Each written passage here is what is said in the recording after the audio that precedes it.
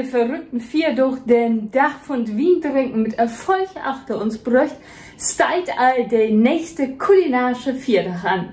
Der 20. Februar ist der Kasperkotendach. Das ist mal wieder so eine Erfindung von der Amerikaners, die und trinkt einfach gern. Tja, und all freu in 18. Jahrhundert, da hätt die Siedlers bannig gern Kasperkoken eten. Man bloß, dass die Siedlers damals mit Backen so ein kastenförmig Formbrut hätt. Die hätt sie Coffins, also Särge genannt. Man bloß ob den Deckel, du hätt sie keinen Wert ablegt. Also, ob den Deckel von zwischen die hier, den hätt sie nämlich gar nicht miteten. Den hätt sie mit Backen bloß dafür gebraucht, dass die Form nicht miteinander fällt.